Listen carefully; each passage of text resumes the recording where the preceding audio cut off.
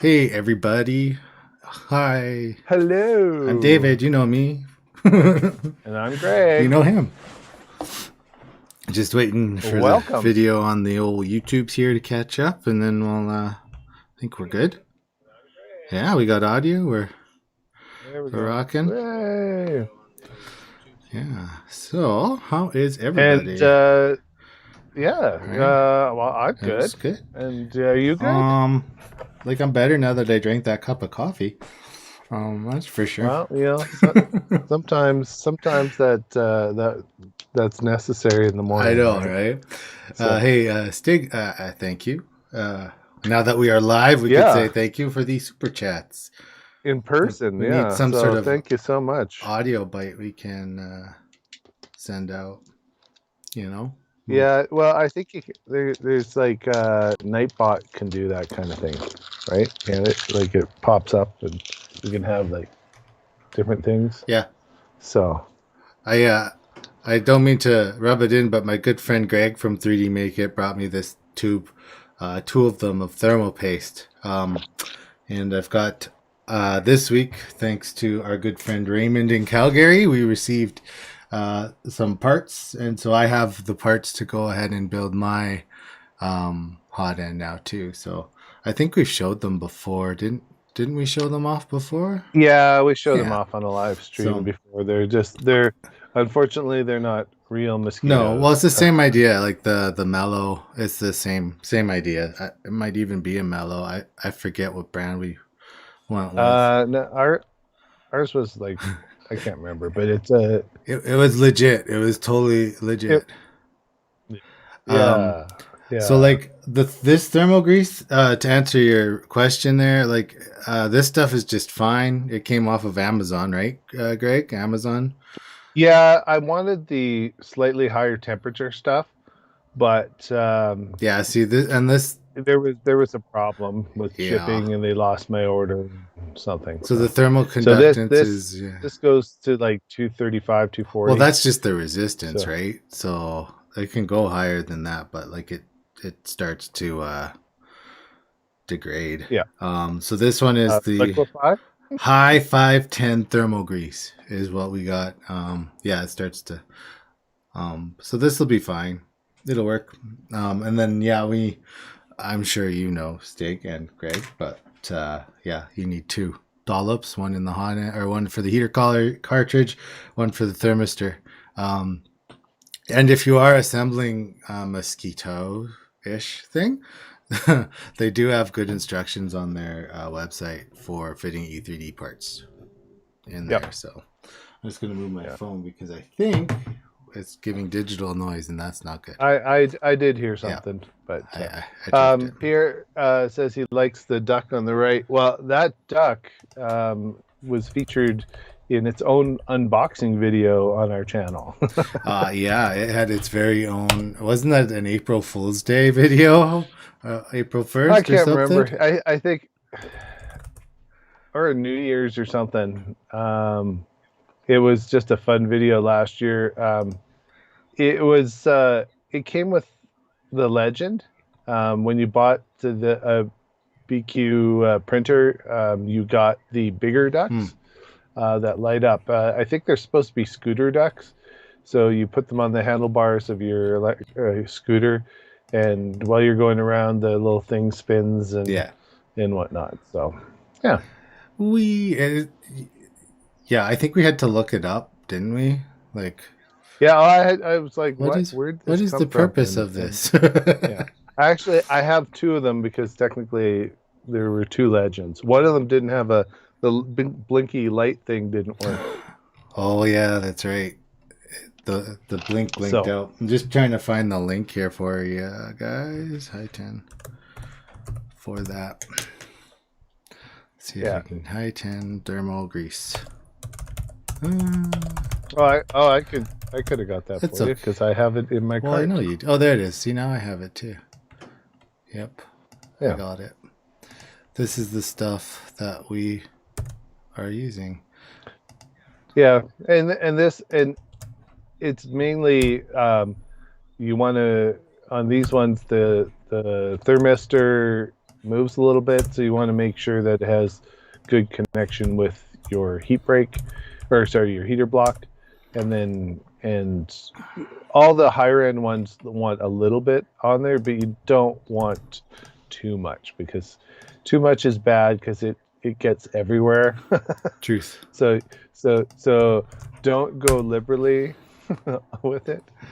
So Yeah, it's one of those things where a little goes a long way. yes, I yes. mean, Ray makes a point that spool has some too, of course. this is true, but I think Stig does not live anywhere near Canada. Yeah. So, So if yes, but Raymond, our good friend, is in the mod now or in the chat, and if you want, Raymond, if you want to find the wants spool to link, ship it you can. to him. Uh-oh, what happened? What? What happened there? With what?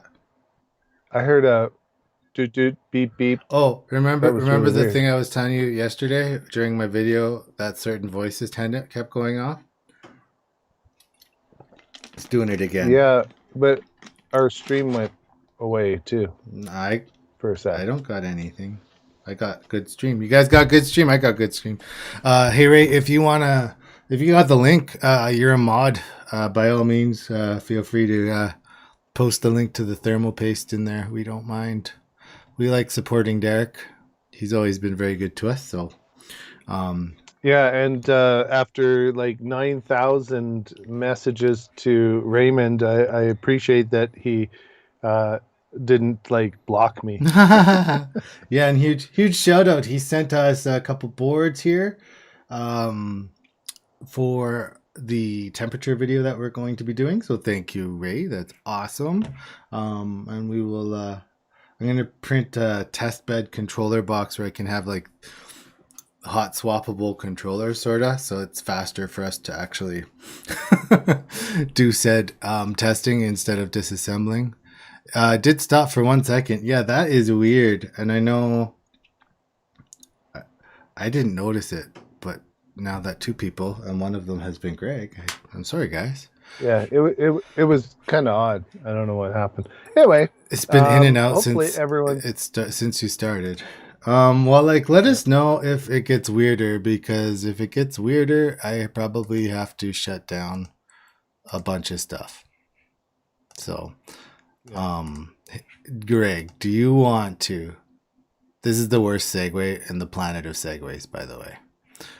But hey, Greg, you were going to talk about screens, eh? Yeah, I was. So just to let you guys know, so some of you may have seen my Big Tree Tech screen videos. I've done a few now. We at work are upgrading one of our printers, the Max, and the Max just it hasn't been a very good printer. It's been constantly out of the gantry, goes out of level just to its weight and everything. And so we are going to be putting on the Big Tree Tech TFD 4.3 V3 onto that one. And you can see it on the screen here. And why do we have to put that on, Greg? Well, because we're also installing a SKR Turbo into it, 1.4, and all 2209s, so that we can have dual Z steppers. And then I also got in the Big Tree Tech TFT 5 V3, and Ray shipped these off to me, but they didn't have the 7. So the 5 and the 7 are about the same. They have lots of connectivity on the back. If you want UART connections, or you want your NeoPixels off your NeoPixels, your filament runout detection. So there's 2 additional UART connections. So like there's lots of connectivity. They have new icons. They have 3 sets of icons now that you can choose from. There's other people who've made other ones, but they're quite nice. So I'm going to review these. I'm going to show the upgrading to the new icons. I'm going to also take the non. This one is just touch. It does not have the dual Marlin mode. This is the 3.5 V2. And that's off of this Legend, right? Yeah, this one came off the Legend. And then I also have the 2.4 and the 3 V2, which has the dual version. So I'm gonna showcase all of them. I'll go over the interface and whether I think it's worth to buy or not. And it's good to update this because a lot of people don't realize how big these screens are. So I will have them compared to an Ender screen just so you can see how outrageously large it is. So I kind of, sorry I don't have the 7-inch.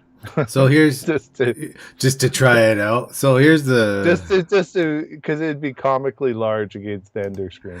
Here's the real question now, and I know the answer in my head, but like, what is the advantage? Okay, ready? What's the advantage to having a 7-inch screen versus like the 3-inch screen? Like what is the what's the advantage, or is it or now this is my answer in my head, is it just bigger is better? Just the bigger you go, the bigger is better. There's it's a screen. You can the touch on the small one works the same as the touch on the large one. It really some people like a larger screen. Maybe it. Once you go into Marlin mode on these, it's a bigger font. Yeah, and I accidentally downloaded the whole pack on my Galaxy. Like I was clicking through the site and I downloaded the font zip, and then I went through all the icons and stuff, and I'm like, wow, they just get bigger. That's no, they're just larger, but you really don't need it. But it's cool to have. And now if you had, for example, a dead screen or whatever, or if you wanted to try the touch interface, totally worth it. Most of my touch interfaces I've switched to Marlin mode anyway. They say you don't need new glasses if you have a bigger screen. That's true. That's way cheaper than spending $700 on like new glasses, right? Absolutely right. Oh man, we got somebody asking a question. I have an SKR 1.3 connected to a TFT 35V3 with ESP01S connected, but the ESP3D doesn't see the printer board. Is it possible that the Wi-Fi on the screen does not communicate with the board at all? I have one of the Wi-Fi modules, and I bought a generic one, and I bought a Big Tree Tech one. The generic one I could never get to work. The Big Tree one worked, but just so. So your mileage will vary. I probably should do a proper video on setting it up and what you get, because it's basically you get a small pronter face type interface to move your stuff around. You don't get the full web experience, shall we say, like you would with like some of the duets and stuff. It doesn't do that. Yeah, and you got to watch your baud rates when you start adding these the Wi-Fi modules, the EEPROMs, everything like that. You can't go above 152,000 or whatever. 115 to 1,000. Just one. 200. Yeah. If you go above that, you do have a lot of problems. It has communication issues and whatnot. Especially with your especially with the screen connecting to the printer, and then with the additional parts connecting to the printer.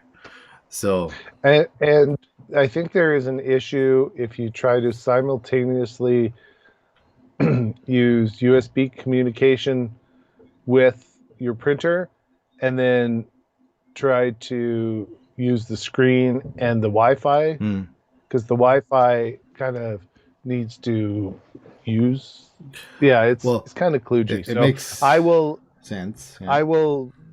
I'll work on that. Maybe I'll add that into the video too. So I will go over that too. Yeah. So yeah, I mean, right now at a high level, check your baud rate. Make sure it's not too high. Remember that devices, including the SD card on your printer, can interrupt the communication from other devices, right? So, for example, on the turbo board, or even like the SKR E3 turbo, or the SKR 1.4 turbo board. So when you're running like the higher speed 1769 processor, if you have that SD card in and your printer can read it, nothing else wants to read it. So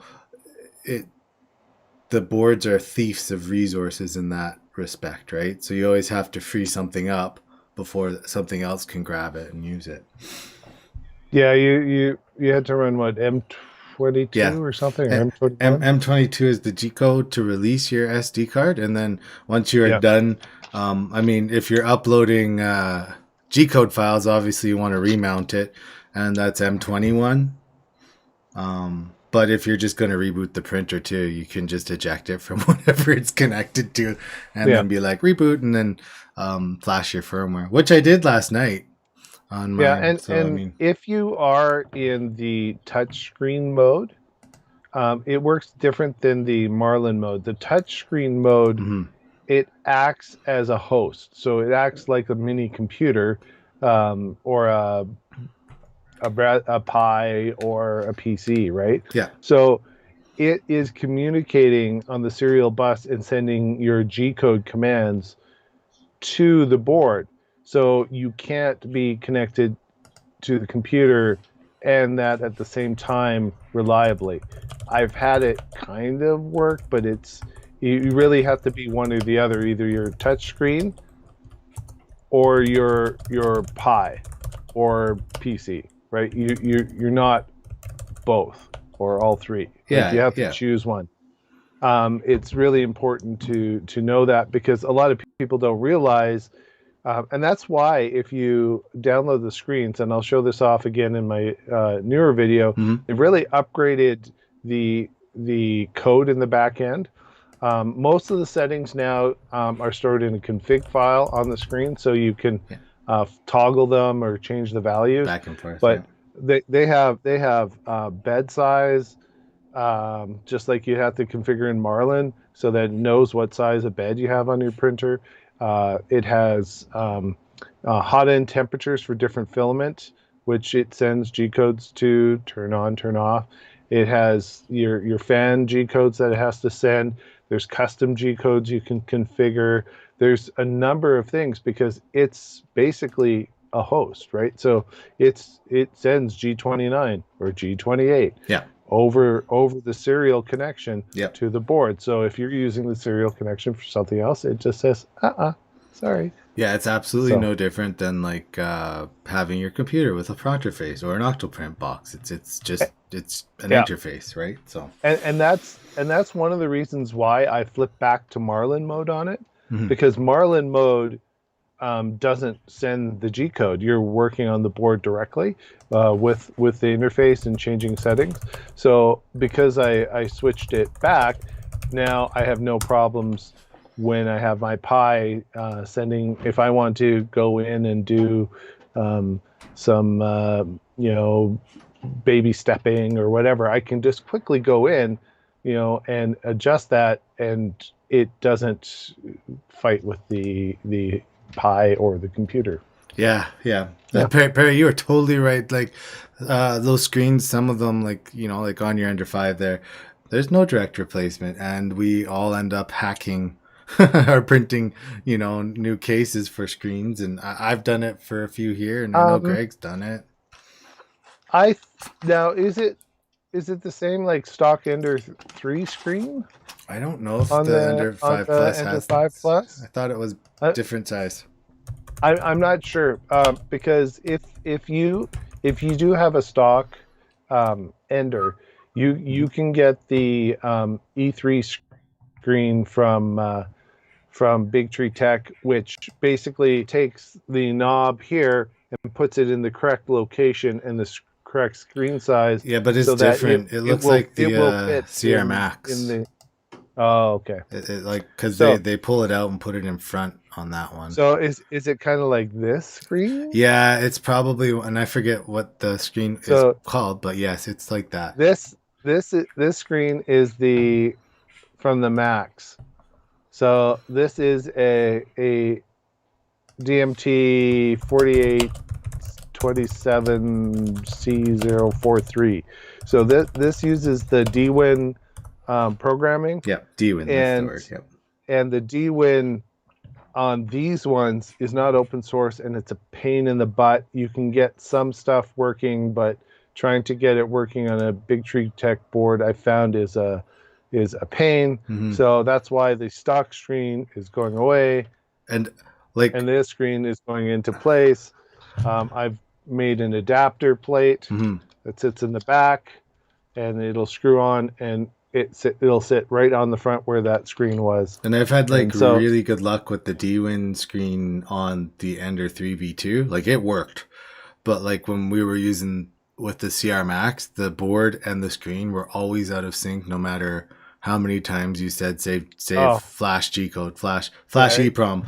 It would just Big not pain. sync up. So well, what they've done is Marlin supports the Ender 3v2's DWin screen natively in Marlin, and that's the big difference. This one, they never ever made this one work, and there's really no plans for the like an open, even though it's kind of underhanded because it is running Marlin, so they should release the Marlin, but they haven't. They haven't. So I mean, that's just another, they'll do what they want, right? So yeah, and that's you gotta be aware when you're getting some of these other printers is, is there source code available so you can upgrade them yourself. So I don't care what brand of printer it is. I'm not going to call out anyone in particular.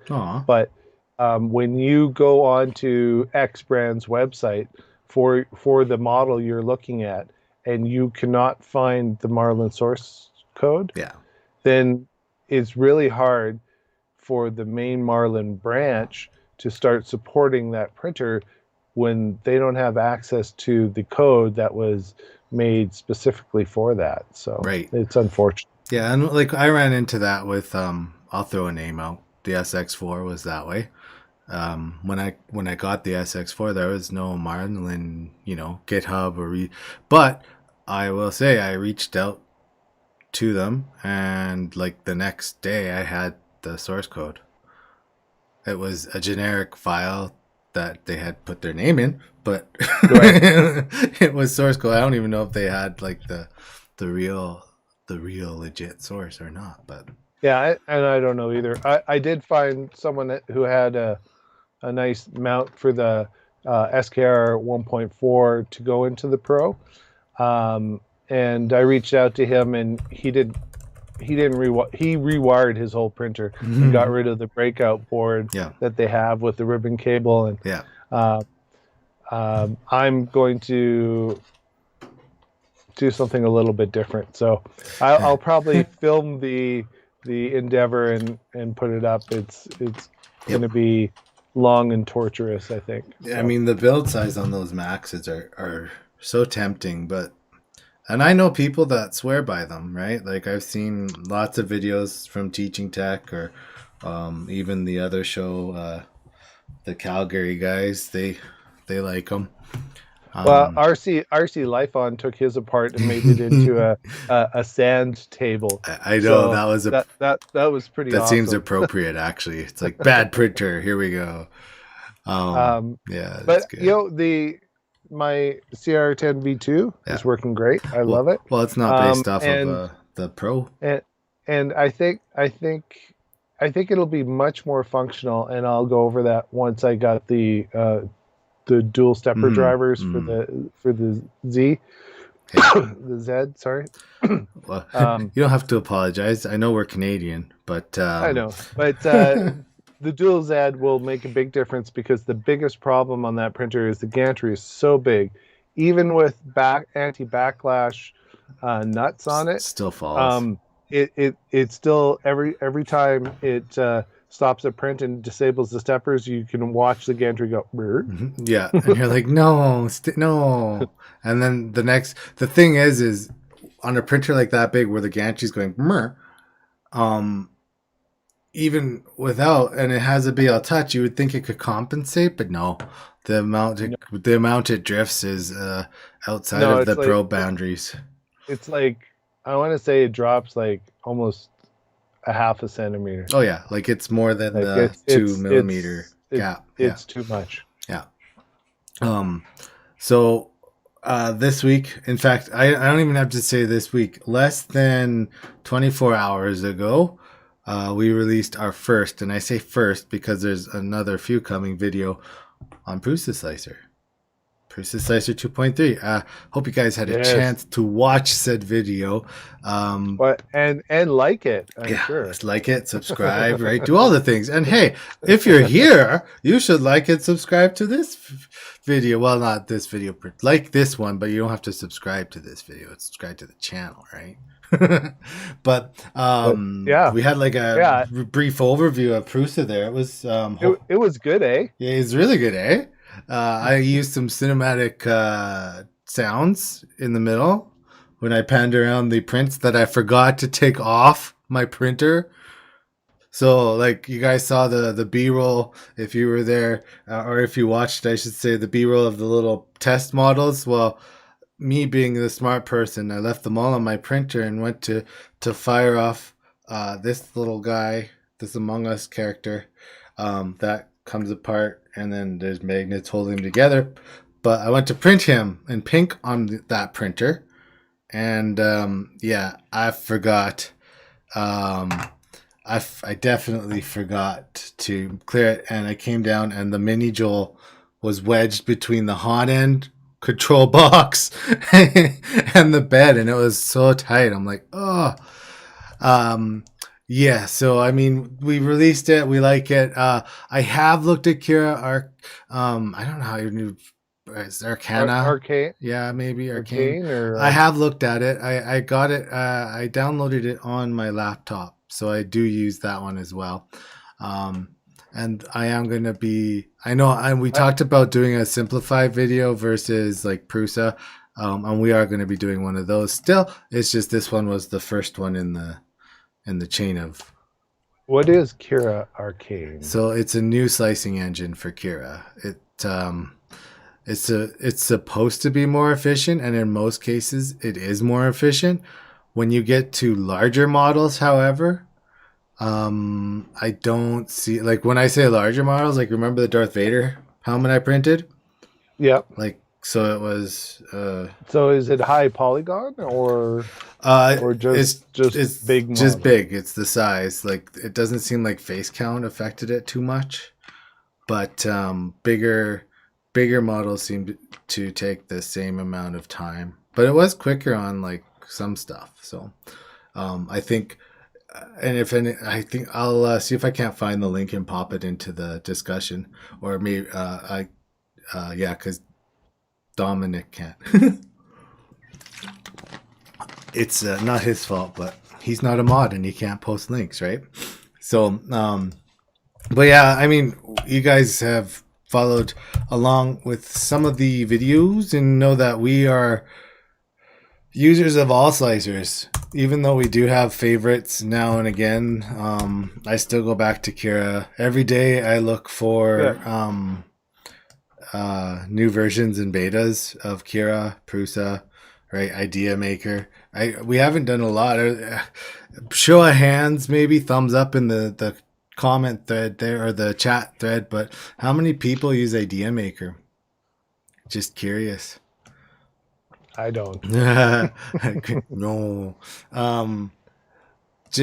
I am wondering if we got any Idea Maker users. I use it for some stuff. The big draw to Idea Maker is that if you have dual IDX, Oh, independent yeah. IDEX, it can handle that natively. You Oh, don't have okay. to tweak it, and so it makes it kind of good. So I just popped into the thread, the GitHub for the Arcane release. You just you download it, you throw it into your Kira folder, and then you just run that exe instead of the normal Kira one. Okay, so it basically it uses the same folder structure Mm-hmm. and resources.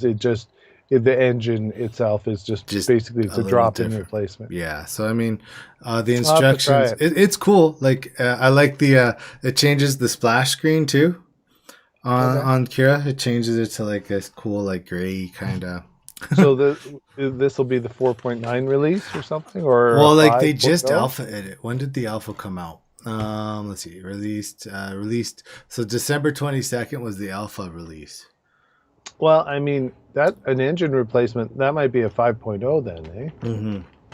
I'm thinking that's like a numbered release, and I mean they're running out of numbers.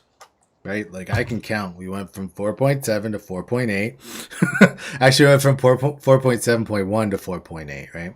So we still got a 0.1 coming out.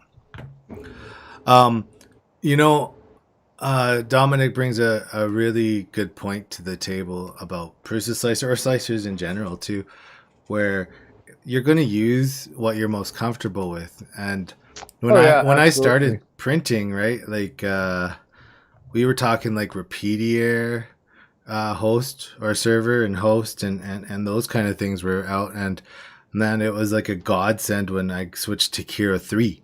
I was like, oh wow, this is way better than Repeatier. And then my silly self remember when I tried to go back to Yeah. Repeatier, and yeah. Well, hello, Helch. How you doing? I late but good. He says late but good. Yeah, we like trying new slicers, like whether it's what's the I'm blanking on the Pathio, right? Oh We man, got yeah, Pathio. Pathio. It's still very alpha-ish. It's coming along, Yeah, but well, I mean, they call it beta now. yeah, But yeah, it's coming along, yeah. and Well, yeah. So Pathio, and then there's still the MakerBot slicer you can get, and mm-hmm. there's a number of them out there. So I encourage everyone to try them out, and then you get a good feel for what other slicers do. Mm-hmm.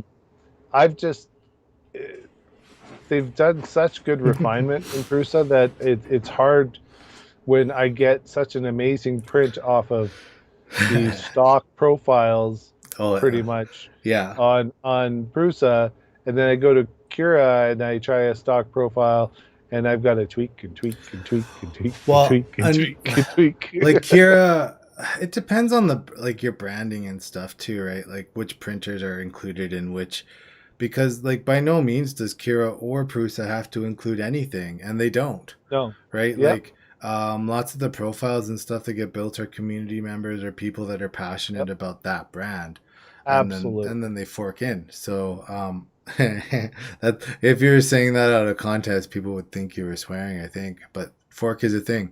um a lexicon bible would be useful to translate. Yes, because you'll have like, Yes. you have shell thickness and then you have wall thickness, and then like when I first started doing this, I don't know, 2014. I did it for school, so that was my first. And then like you'd be switching between like FlashForge and MakerBot Slicer, and it would, Yeah. oh, it'd drive you nuts. Just the, like you say, the lexicon, it's just different.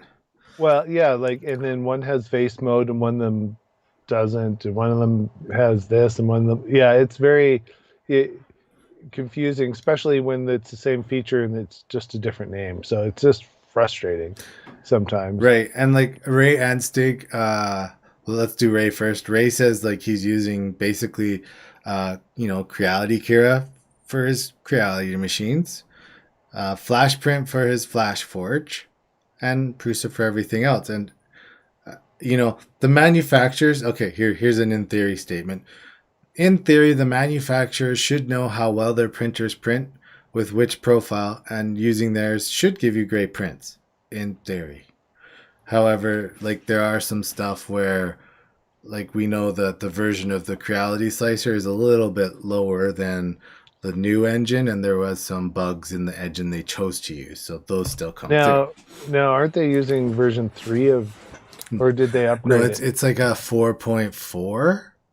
Okay, I so think they they're finally 4.4.5. brought it, so it's a little more modern now. Yeah. Because for a long time they shipped a really old Kira with them.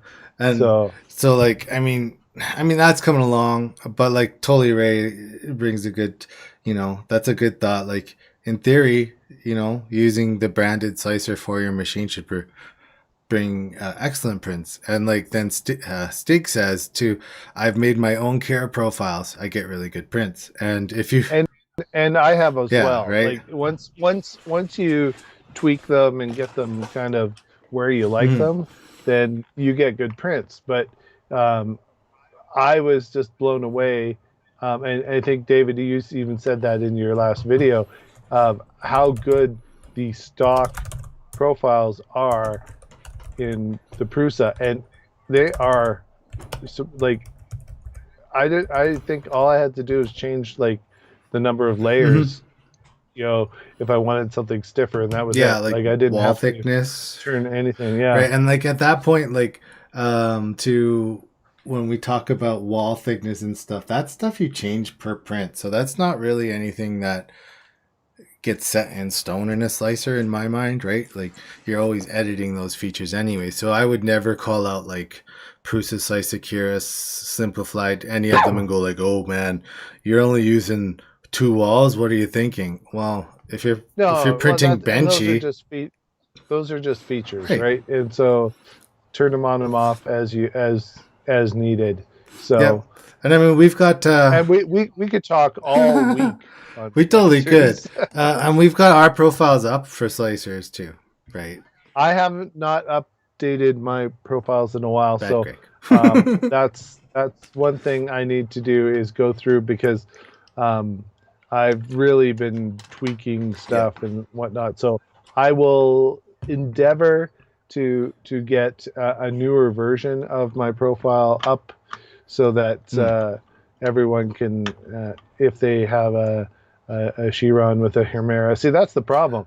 My printers aren't stock anymore. Well, right, and neither are mine. If they were stock, then it'd be useful. It'd be more useful for people. But unless you make all the same changes I made to Bumblebee, your printer's different. And like even like my Ender profile is pretty close to the stock one, but it has all metal hot end and cap tube.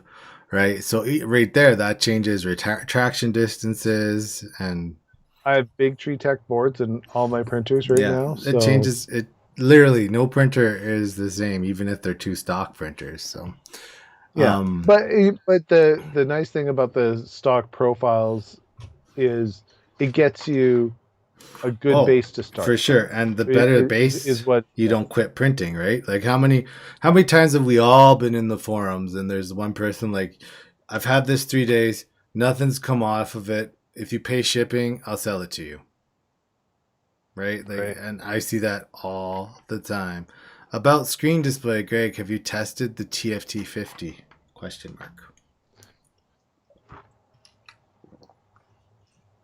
I will be.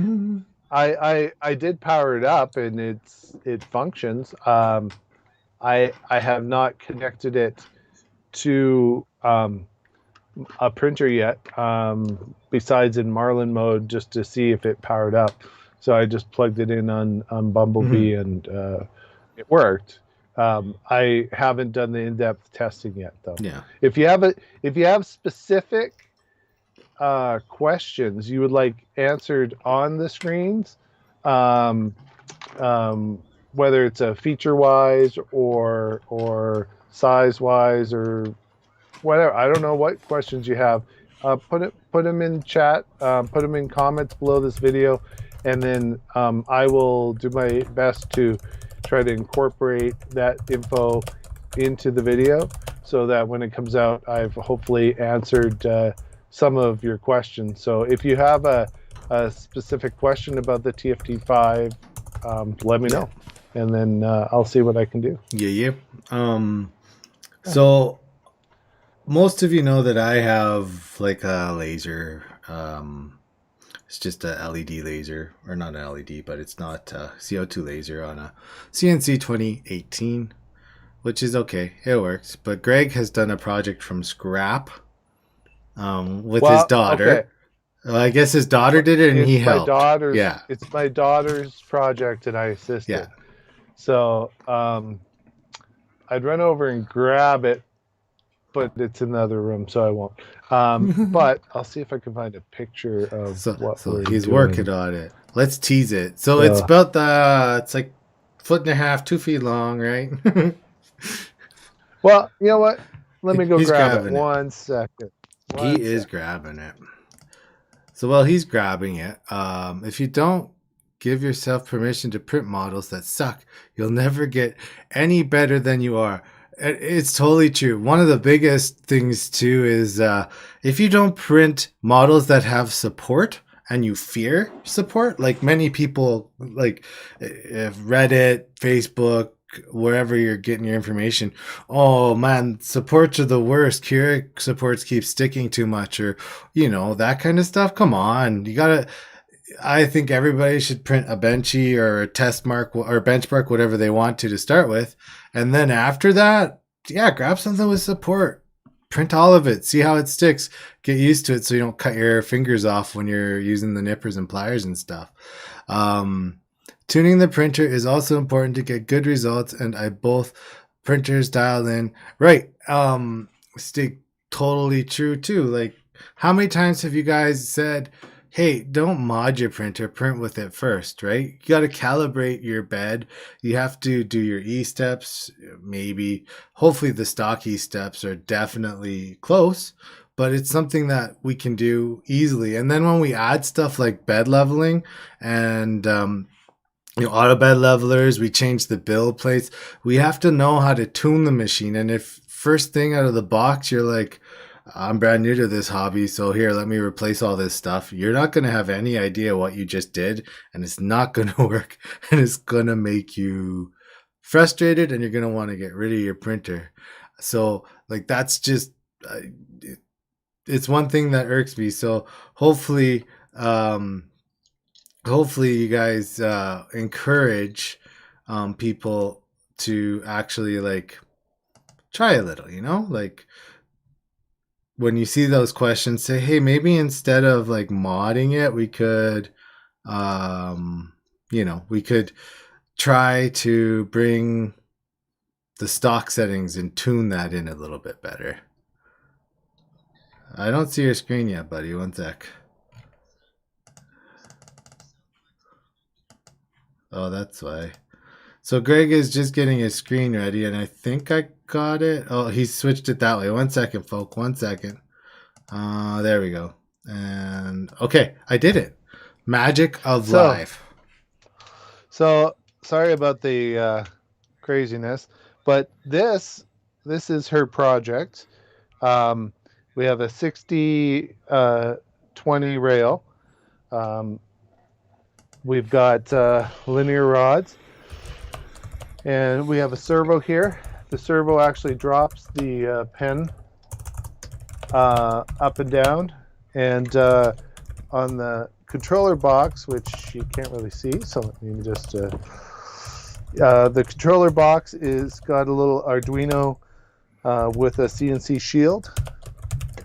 And this is her latest project she's working on. And we tested it. It works. She is just in the process of getting the code so that she can slice with it. But you can easily switch this end out with a laser to make this a full engraver if you want. So it's a neat little project. I will grab the link to the website where I got the files for it. I had to make some modifications. The servo wouldn't fit in, so I had to modify this piece. I've had to flip a couple pieces around for her so that everything assembled right. And yeah, so that's what I've been printing this week. So I'm Very going to sweet. go just move this out of the way. And so. Okay, he's going away for a second. My first Ender 5 Plus got over 6,000, 3,000 opener for the COVID-19. That is using the stock. Was time to upgrade. Yeah, I mean COVID-19 too. We've all been locked in for a while, probably, and it's been fun. I mean, I've enjoyed it, haven't you? But lots of upgrades have been happening to printers. So when we look at print time, I mean, some of these CR10s, the original ones, have been around 3 years. They could have 20,000 hours, right? Which, mine are getting close to. The first year I got mine, I ran it 24/7 all year long. And then I replaced. The only thing that happened to my original CR10S controller board was the extruder. Have you guys had that problem? The extruder stepper burnt out, so it just go and then nothing would happen. So that's and then that prompted the change to the SKR 1.3. And that's, I got dual Z steppers out of it. So if you guys are modding printers that have dual lead screws, it's definitely worth going independent on both lead screws. It's not scary. Oh, totally. The syncing thing is not if you do have a syncing issue, you just send it to the top, and then it'll self-level itself. Or you do, G34? Yeah. And then it'll self-level itself again. So it's not a bad thing. And they've actually made it now that your ABL, if you're using an ABL, you can do the Z gantry with that too. And if you don't have auto bed leveling, you can still benefit from it. If you put a second end stop on it, you can have dual end stops, so that when it does come down, you can, if it was off, when it homes, it reorientates itself. Yeah, it'll balance the gantry. That's what the Chiron did. It always got the gantry level because it had the two optical end stops. Mm-hmm. But once I went to BL Touch, I got rid of the optical end stops, and so then the G34 is what replaced that. Yeah. Helge says, I find that profiles often need small adjustments like temp, speed, supports, and so on, pending on the model. Yeah, absolutely. Totally. Like they're, and like Ray said too, a little bit up there. I mean, they're a good base, and you're going to tweak things that are model specific, right? Like if you're printing a calibration print, heck, don't use any infill, right? If you get away with it, you just want to calibrate some stuff. The one thing that I showed off in the video, if you guys watched that one yesterday, I have the Ender control box printed, and I showed it off in the video there with a paint on seam. Yes, and so it is sitting in the back of the printer. I have the auto fan hooked to the thermistor on the board like we did in 2 videos ago. It's kind of strange how all of this is all in videos, right? But we've got it in there. And the temperature on the board has not risen above 30 degrees. That's nice. It has not gone and budged past 30. Like even idling, right now it's at 29. So like it's getting power and it's just idling. So it's those. My case right now, I've got the Pi in there and the board. Yeah. And I added a fan, and I'm down to around between 40 and 45 degrees. So yeah. I'm happy with that. But all my other ones are down to like 30 or less. And the reason I think this one works so well is I put like that vent underneath all of the cool pads for the steppers, and that's so the fan is wicking underneath the board as well. So you're getting but it works great. the board is 30, the Pi is 72, just sitting around, hanging out. So it's going to melt itself soon, I'm sure. That's why both of mine are down to 45. So And then the other thing we did was I wanted to lift the printer, and I know lots of you guys have mods to lift the printer and get a little bit better. There we go. I'm just gonna switch to here. There we go, guys. So this okay. So we put so this is Polymaker Polylite Pet G, and we made Greg has shown these off in a video before with these couche balls, and you can see underneath there I've got 4 of them, obviously, because you need 4 feet, otherwise it's going to tumble. So is that your new design? Yeah, so this is the new foot. So it has there's nothing wrong with the old foot. It was a little shallow because I wanted a lift. And if let's see, so you can see that the control box back yaw whoop, sits just under the printer bit. So I wanted a lift. So these are the new feet. Very similar to the old feet. So they work. The only change really is the shaft of the new foot there's a hole down the center, which actually adds structural integrity to it instead of having just like one perimeter outside. I got one in, one out. And it's great. Those couche ball feet come from the dollar store. It will fit a squash ball if you want to spend the money at a sporting goods store.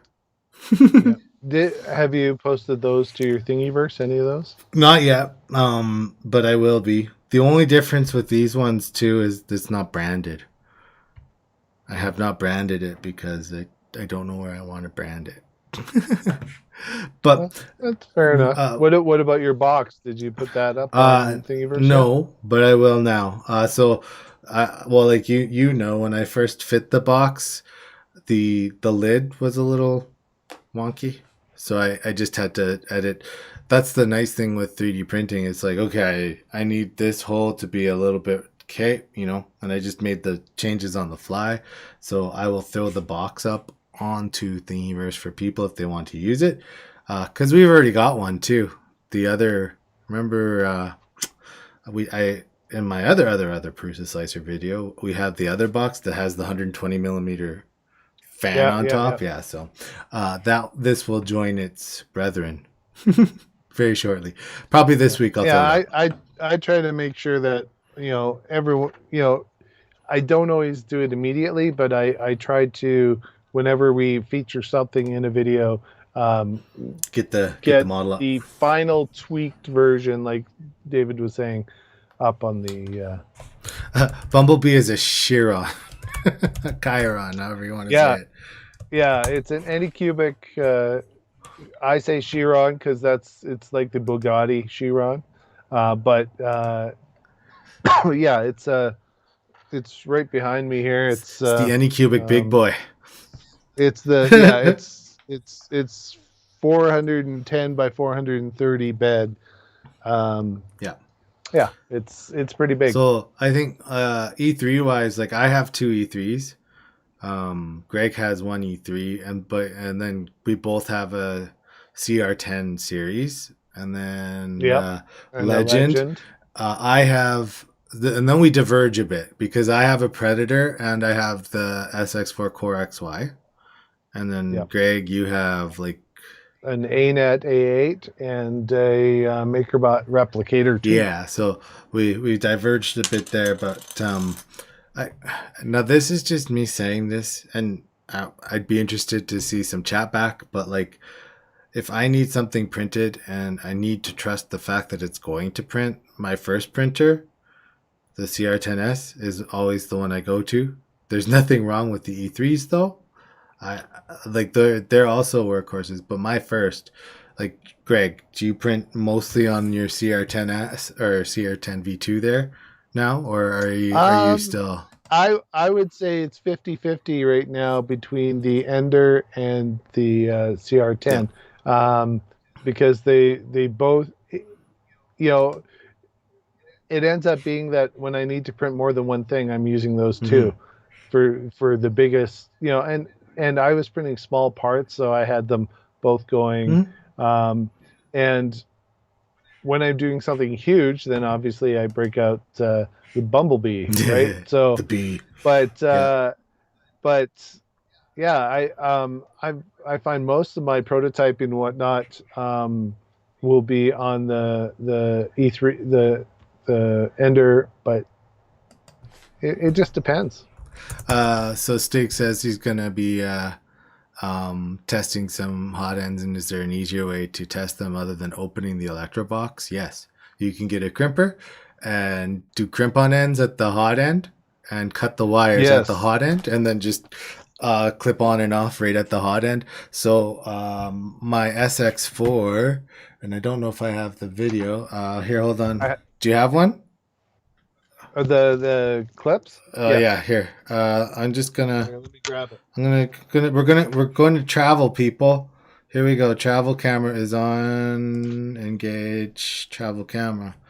So I'm just gonna show them my cable management for a second, Greg. So this is my SX4, guys, and so Stig, this is exactly what you can do. So here's the hot end, and all of the wires come up, and then you can see they go into the DuPont ends. And this is I have an extra one too. It does nothing. But this is a good way to do it. Let me zoom out there a little. Sorry. So this is a good way to do it, just because then if you're wanting to change a fan or a hot end in the future, you can grab these specific wires and just replace them right here instead of having to run 1.5 meters down to the control box. Well, in this guy, the control box is down there. So So yeah, there's a lot of ways of doing it. You see now they've got the mutant, mm-hmm. and then the printer mods has theirs, that the exchange that they do. But I mean, that's only useful, I think, if in my mind, if you're doing reviews or you have a print farm. Yeah. If you never change your hot end, then I wouldn't worry about it. But so right here, this is just a locking JST connector, 2.5 mil. I have a whole box plethora of them. I've got them to this 8. Mm-hmm. I think it's an 8 one. Was I had to replace a part on a treadmill, and so I got this. But this is a great kit. So it has male and female ends, and then I have a really good crimper. But these are literally, they're just JST 2.5 pitch connectors. Yeah. And like I showed you the SX4 and Greg showed you the box. Like that's literally the best. If you don't want to go out and spend the mutant money, or the exchange, which is they're both around $150 when you actually look at it, but American. So this solution will cost you like $20, American, and you can just add those connectors. I would suggest doing it to your fan wire anyway, because you're going to break a fan, or it's going to throw a blade or become unbalanced, or the bearing's going to suck and you're going to have to replace it. Pierre, he says, both have over 3D print or 3D printers. Do you keep them working? Yes, mine are always on. The only time they aren't on are when I'm recording. Typically, 3 of mine are working a lot. The other 3, not so much. The MakerBot replicator too, you have to use an old slicer to make it work. You can get a plug-in, but I've never had the plug-in work very well. I'm tempted to retrofit that with an MKS board I have, and then make it more usable, because it actually prints really nice. I'm very impressed with the print. It is a nice printer, even though it's an older printer. And poor Bear, he's sitting there collecting dust. He hasn't really run. I ran him a month or 2 ago. But so Bear is Greg's A-net. Bear is my A-net. That was my first printer. And learned a lot on that printer. It has an all-metal hot end. It has Bowden now. It's definitely It's a not good little print. the It still prints really yeah, well. it's not the A-net But A8s that catch fire and burn down your house. It's well, not once you put an ATX power supply on no, it. it's definitely it's been rendered useful and safe. Um, Yeah. but I mean, yeah, I like to mine run most all the time, and Greg knows this about me. If one printer is broken, they're all broken, and I can't print anymore. So I have to fix the So one printer. so I put a link to the JST-SM connectors. That's what the models are. So hopefully that came through. Yeah, great Um, question. What's yeah, everybody's first 3D printer? What was your there you first go. 3D? Mine was the CR10S with the laser graver and tacher. Pierre has an Ender 5. That was his first. Mine was the The ANET ANET. A8, The ANET for Monsieur Greg. which was the best $100 I ever spent. That Because was, look, yeah. now I'm on YouTube. Right? And the funny part is 2 of the printers Greg has gotten were all like stupid, dumb, really good deals, and the only thing that was wrong with them was user error. It was that kit looks nice. Only thing is that shipping costs more than the actual. Yeah, like for you, because like the link that Greg dropped was Amazon Canada. Yeah, I'm sure you yeah. can get So one from your local Amazon links. do a search CR10S Pro in your with local Stigs, Ender 3 in your Pro. local Amazon for the JST-SM connector. And you'll probably, if you have Prime, you'll get better shipping and all that. So definitely they work well. The other thing I did get, and I think I got it from Amazon, so let me just see if I can find the link for that, because is the crimpers. A good set of crimpers. Oh man. So this one has like 6 different heads, but these crimpers are great. They have the teeth here are 2 different sizes. So one crimps around the wire housing, and then one crimps down on the exposed wires, and so it works really well.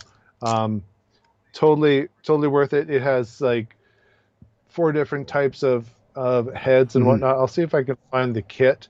I'll put it in chat. I tell you, I don't use the other heads much, but it also came with a really nice set of wire strippers, and it sure made crimping those DuPont ends I had to put on that other little box so much easier.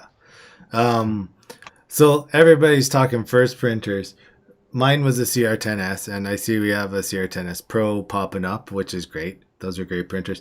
I went smaller on my second one. I went Ender.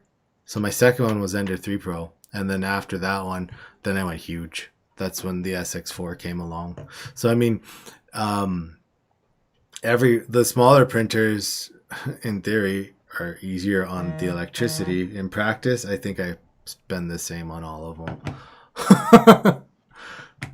Yeah, Greg just popped that link up. Cool. But Greg, my tumbly be rumbly. Yeah, it's almost that time. I got to go help with homework for the kids. Yeah. And whatnot. So well, guys, you've been great. It's been a slice. Thanks for coming out. We'll see you probably same bat time, same bat channel in a week. And absolutely. And there might be a video in between. You never know, yeah. Wait, one question. Does it crimp the 2.54 in one go? Yes. There. The answer has been yes. You guys are awesome, and we will. Wait a minute. Like you just mean you. Well, you don't have to crimp the individual off. So I think what you mean. I just want to make sure I'm answering your question. Stig, you've correctly. Complicated this. So when I crimp, I was held. Sorry. It has 2 sizes. So if you have your wire here, and then your jackets here, and then you have your wire here, when it crimps, there are 2 different sizes that it pushes down. So the part that goes around the threads gets crimped at the same time that the jacket gets crimped. So I hope that answers your question, because yes, it does both of them at the same time, and 2 different sizes. There. So Yeah. if that's clear for you, and there's various sizes in the crimper in there, and it works really well. I gotta say, I really am happy with the quality I'm getting on my crimps. Sweet. All right, guys. Well, there's the last answer.